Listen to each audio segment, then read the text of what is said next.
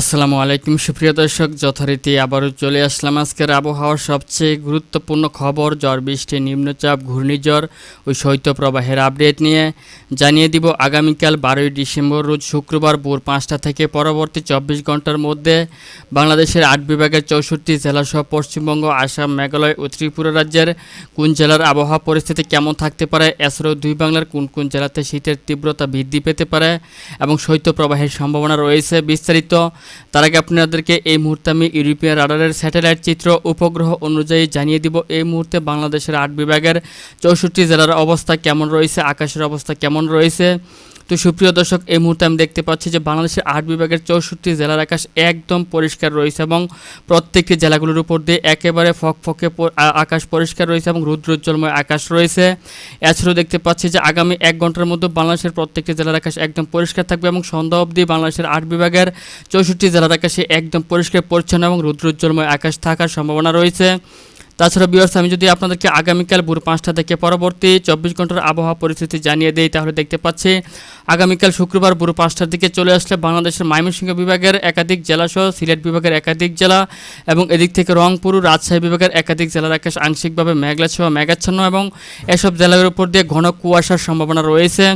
তাছাড়া এদিক থেকে চট্টগ্রাম বিভাগের 2-1 জেলার আকাশ আংশিকভাবে মেঘলা থেকে মেঘাচ্ছন্ন থাকার সম্ভাবনা রয়েছে এবং বাংলাদেশের বাকি অঞ্চলগুলোর প্রত্যেকটি জেলার আকাশে একেবারে পরিষ্কার পরিচ্ছন্ন থাকার সম্ভাবনা রয়েছে।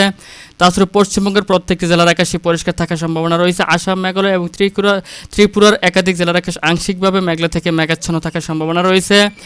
এছাড়াও যদি আমি দুপুরের দিকে চলে আসি, তাহলে দেখতে পাচ্ছি যে সকাল আপনার 9টার দিকে আবারও আপনার এদিক থেকে রাজশাহী এবং রংপুর বিভাগের, ময়মনসিংহ বিভাগের 2-1 জায়গার আকাশ আংশিকভাবে মেঘলা থেকে মেঘাচ্ছন্ন থাকতে পারে। তাছাড়া বাকি প্রত্যেকটি জেলার আকাশ একদম পরিষ্কার পরিচ্ছন্ন থাকবে এবং সারা দিনব্যাপী বাংলাদেশের 8 বিভাগের 64 জেলার আকাশে একদম পরিষ্কার পরিচ্ছন্ন থাকার সম্ভাবনা রয়েছে। তবে আপনার মাঝরাতের পর থেকে আবারও আপনার এদিক থেকে রংপুর, ময়মনসিংহ এবং সিলেট বিভাগের 2-1 জায়গার আকাশ আংশিকভাবে মেঘলা থেকে মেঘাচ্ছন্ন হতে পারে এবং আপনার শুক্রবার দিন ভোর 5টার দিকে চলে আসলে এদিক থেকে রাজশাহী, তারপর হচ্ছে সিলেট, ময়মনসিংহ এবং রংপুর বিভাগের একাধিক জেলার আকাশ আংশিকভাবে মেঘলা থেকে মেঘাচ্ছন্ন থাকার সম্ভাবনা রয়েছে।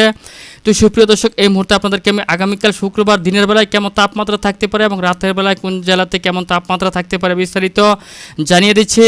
তো সুপ্রিয় দর্শক, শুক্রবার দিন আপনারা দেখতে পাচ্ছি যে দুপুরের দিকে মোটামুটি বেশ তাপমাত্রা রয়েছে বাংলাদেশের 8 বিভাগের 64 জেলাগুলোতেই এবং দেখতে পাচ্ছেন যে রংপুরে 24 ডিগ্রি, ময়মনসিংহে 25 ডিগ্রি, সিলেটে 25 ডিগ্রি, তারপর হচ্ছে ঢাকাতে 27 ডিগ্রি, এদিক থেকে কুমিল্লাতে 26 ডিগ্রি, চট্টগ্রামে 27 ডিগ্রি, বরিশালে 25 ডিগ্রি, খুলনাতে 26 ডিগ্রি এবং রাজশাহীতে দেখতে পাচ্ছেন যে 25 ডিগ্রি সেলসিয়াস পর্যন্ত তাপমাত্রা থাকার সম্ভাবনা রয়েছে এবং দিনের বেলায় মোটামুটি আপনার গরম অনুভূত হওয়ার সম্ভাবনা রয়েছে, কারণ তাপমাত্রার পরিমাণটা একটু বেশি থাকার সম্ভাবনা রয়েছে। তাছাড়া যদি আমি আপনার রাত্রের দিকে দেখিয়ে দিই, তাহলে দেখতে পাচ্ছেন যে বেলা পড়ার সাথে সাথে তাপমাত্রা কিছুটা কমতে শুরু করবে। তবে আপনারা দেখতে পাচ্ছেন যে মাঝরাতের পর থেকে মোটামুটি শীত শুরু হতে পারে বাংলাদেশের 8 বিভাগের 64 জেলাতেই। কিছু কিছু অঞ্চলগুলোতেই মাঝরাতের পর থেকে ভোর 6টা পর্যন্ত, সিলেট বিভাগের একাধিক অঞ্চলগুলোতে সর্বনিম্ন 10 ডিগ্রি সেলসিয়াস পর্যন্ত তাপমাত্রা নেমে যেতে পারে এবং এদিক থেকে ময়মনসিংহ বিভাগের একাধিক জেলাতে 12 থেকে 13 ডিগ্রি সেলসিয়াসের তাপমাত্রা নেমে যেতে পারে। রংপুরে 13 থেকে 14 ডিগ্রি, তারপর হচ্ছে রাজশাহীতে 13 থেকে 14 ডিগ্রি, ঢাকাতে 14 থেকে 15 ডিগ্রি, এদিক থেকে আপনার খুলনাতে 14 থেকে আপনার 15 ডিগ্রি, এদিক থেকে বরিশালে আপনার 15 থেকে 16 ডিগ্রি এবং চট্টগ্রামে 16 থেকে 17 ডিগ্রি সেলসিয়াস পর্যন্ত তাপমাত্রা থাকার সম্ভাবনা রয়েছে। তবে আপনার মাঝরাতের পর থেকে রাজশাহী, রংপুর, এদিক থেকে ময়মনসিংহ, সিলেট এবং খুলনা বিভাগের একাধিক জায়গাতে মোটামুটি শীতের তীব্রতা কিছুটা বৃদ্ধি পেতে পারে। তো সুপ্রিয় দর্শক, এই ছিল এখনকার মতো আমার কাছে পাওয়া আজকের আবহাওয়ার সবচেয়ে গুরুত্বপূর্ণ এবং লেটেস্ট আপডেট।